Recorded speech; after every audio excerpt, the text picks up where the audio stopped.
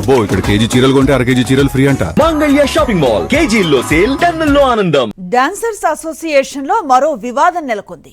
Dancers association లో ఉప ఎన్నికలను సస్పెండ్ చేస్తూ ఉత్తర్వులు ఇచ్చింది లేబర్ కమిషన్. సుమలత ఏకపక్ష నిర్ణయాలపై ఫెడరేషన్ తీవ్ర ఆగ్రహాన్ని వ్యక్తం చేసింది. రాజీనామా చేసిన సభ్యులను కలుపుకొని ఎన్నికలు నిర్వహించాలని అల్టిమేటం జారీ చేసింది ఫెడరేషన్.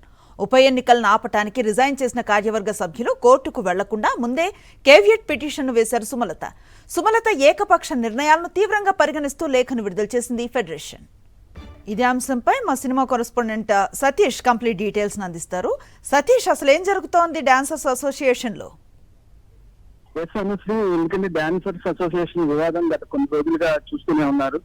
అయితే సినీ పెద్దలు, ముఖ్యంగా చిరంజీవి, తర్వాత ఫెడరేషన్, తర్వాత ప్రొడ్యూసర్ కి సంబంధించిన పెద్దలు, వీళ్ళందరూ కలిపి కూర్చొని వీళ్ళతో మాట్లాడి అందరూ ఒకే తాటిపై రావాలని చెప్పేసి కాంప్రమైజ్ చేసినా కూడా సుమలత ఏకపక్ష నిర్ణయాలతోటి మళ్ళా ఉప ఎన్నికలకు వెళ్తున్నట్లు కూడా ఆవిడ ప్రకటించింది. అయితే మెజారిటీ డాన్సర్స్ అందరూ కూడా దీన్ని వ్యతిరేకిస్తున్నారు. దీనికి సంబంధించి ప్రతి ఒక్కరు కూడా ఆందోళన వ్యక్తం చేసి ఫెడరేషన్ ఆశ్రయించారు. మెజారిటీ డాన్సర్స్ అందరూ కూడా ఫెడరేషన్ ఆల్రెడీ మేము కాంప్రమైజ్ చేసిన తర్వాత మళ్ళా మీరు ఇలా చేయడం ఏంటని చెప్పేసి కూడా వాళ్ళు ఒక తీవ్రమైన ఆగ్రహం వ్యక్తం చేస్తూ ఒక లెటర్ రిలీజ్ చేశారు.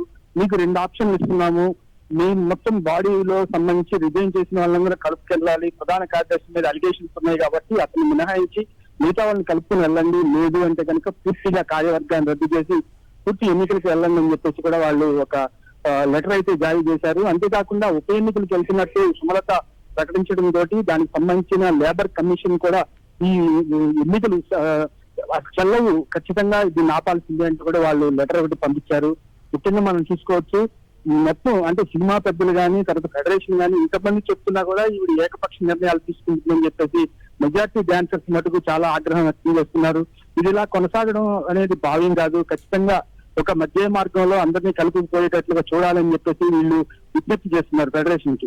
ఫెడరేషన్ కూడా ఒకటి చెప్పింది ఇంతకుముందు ఏంటంటే, ఈ వివాదం దారికి రాకపోతే గనక జానీ మాస్టర్ కి, అంటే ఫోక్సో కేసులో ఉన్న జానీ మాస్టర్ కావాలనే కక్షతోటి ఈ మెజార్టీ డాన్సర్స్ ని ఇబ్బంది పెడుతున్నారని చెప్పేసి కూడా మెజార్టీ డాన్సర్స్ అసోసియేషన్ సంబంధించి చాలా మంది కూడా ఆరోపణలు చేస్తున్నారు. ముఖ్యంగా దానికి సంబంధించి కూడా వాళ్ళు మీడియాతో మాట్లాడడం కూడా జరిగింది. ముఖ్యంగా ఈ వివాదాన్ని ఎలా చూడాలి అంటే, ఫెడరేషన్ మళ్ళా 2-3 రోజులు కౌన్సిల్ సమావేశం ఏర్పాటు చేసి దీని మీద ఒక నిర్ణయం తీసుకునే అవకాశం అయితే ఉంది.